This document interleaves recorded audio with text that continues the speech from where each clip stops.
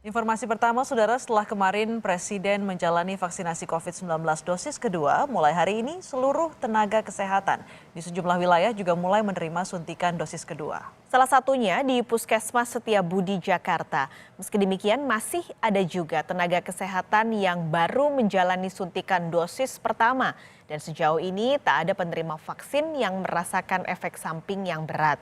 Kekebalan terhadap COVID-19 dari vaksinasi membutuhkan waktu dan butuh 2 suntikan dosis vaksin agar kekebalan penuh bisa terbentuk. Hari ini puluhan tenaga kesehatan menjalani vaksinasi COVID-19 dosis kedua di Puskesmas Setiabudi, Jakarta.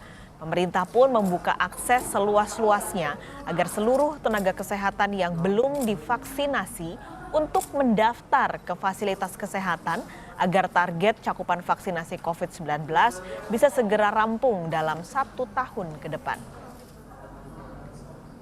Sebagian tenaga kesehatan hari ini menjalani vaksinasi COVID-19 dosis kedua. Sudah ada jurnalis Kompas TV Cindy Permadi di Puskesmas Setiabudi, Jakarta.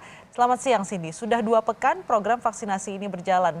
Seperti apa kendala yang dihadapi dan bagaimana keberjalanannya di sana?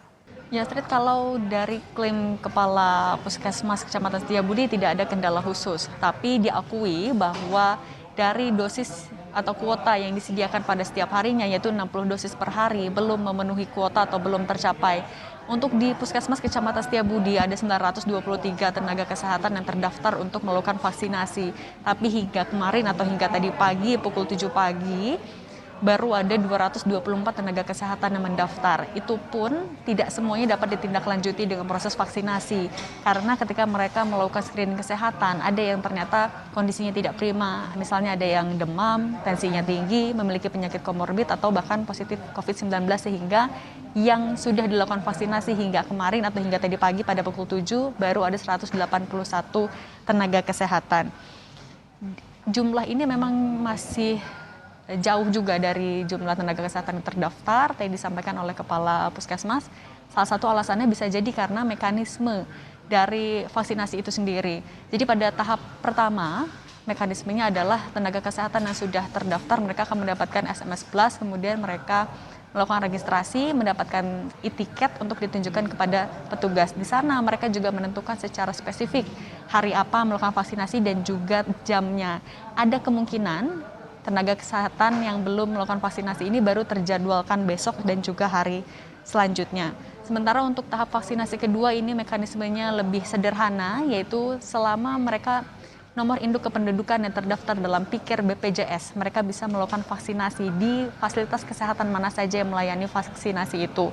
Bahkan di sini tadi disampaikan, bagi para tenaga kesehatan bisa langsung datang menunjukkan nomor induk kependudukannya, nanti bisa dicek oleh tenaga kesehatan dan jika memang terdaftar bisa langsung divaksinasi pada hari ini juga. Kalau dari jumlah tenaga kesehatan yang melakukan vaksinasi tahap awal di 14 Januari 2021 itu ada 26, artinya jumlah itu yang setidaknya terdaftar juga pada hari ini untuk vaksinasi tahap 2. Tapi hingga tadi pagi ada 83 tenaga kesehatan yang terdaftar, ini gabungan dari tenaga kesehatan yang akan melakukan vaksinasi tahap 1 dan juga tahap 2. Memang lebih banyak daripada kuota yang disediakan, tapi ini masih bisa ditangani mengingat Puskesmas ini memiliki stok untuk nantinya juga didistribusikan. Selain itu juga karena sebelum-sebelumnya ada kuota yang tidak terpenuhi, jadi bisa menggunakan dosis itu. Lebih lengkap berikut pernyataan dari Kepala Puskesmas Kecamatan Setiabudi. Karena pada awalnya tenaga kesehatan itu mereka bisa memilih hari dan tanggal serta jam kapan mereka akan dilakukan vaksinasi. Tapi dengan adanya program percepatan yang diarahkan oleh Dinas Kesehatan Provinsi DKI Jakarta sehingga dipercepat. Kalau untuk proses registrasinya tidak ada kesulitan, kemudian sampai saat ini alhamdulillah tidak ada tenaga kesehatan yang mendapatkan efek samping yang cukup serius. Sebanyak 3.762 vaksin juga disiapkan untuk nantinya didistribusikan ke puskesmas dan juga rumah sakit swasta yang berada di wilayah Kecamatan Setiabudi. Tidak hanya diperuntukkan bagi tenaga kesehatan yang akan melakukan vaksinasi tahap 2, tapi juga bagi tenaga kesehatan yang belum melakukan vaksinasi tahap pertama. Astrid. Cindy, tadi disebutkan oleh Kepala Puskesmas bahwa tidak ada efek samping berat yang dirasakan tenaga kesehatan. Tapi apa yang dirasakan para tenaga kesehatan sesaat setelah divaksinasi? Sejauh ini dari para tenaga kesehatan yang kami wawancarai, tidak ada keluhan berat yang mereka rasakan selain pegal-pegal di lengan yang dilakukan penyuntikan. Karena mereka juga adalah tenaga kesehatan, mereka juga kemudian lebih paham terkait persiapan-persiapan yang harus mereka lakukan jelang melakukan vaksinasi. Seperti misalnya istirahat yang cukup, makan sebelum divaksin, kemudian juga tidak boleh demam dan lain-lain. Dari pernyataan mereka sejauh ini tidak ada pantangan khusus menjelang vaksinasi tahap kedua selain harus tetap menjaga protokol kesehatan. Mereka tetap dapat melakukan kegiatan mereka sehari-hari tanpa adanya gangguan maupun juga gejala tertentu. Berikut juga akan kami hadirkan pernyataan dari tenaga kesehatan yang hari ini melakukan vaksinasi. Percaya aja sih, percaya aja karena pemerintah ini sudah pasti menyortir hal yang terbaik untuk kita. Kalau kita tidak tergerak untuk vaksin, pandemik ini juga nggak selesai-selesai gitu. Jadi harus kita start, kita putus rantai penyebarannya, jadi COVID-nya akan kelar. Kalau enggak, pandemiknya nggak usai-usai. Sejak vaksin pertama ya biasa kita kalau vaksin tentu ada nyeri lokal di tempat penyuntikan. Biasanya bertahan sekitar sampai 1-2 hari.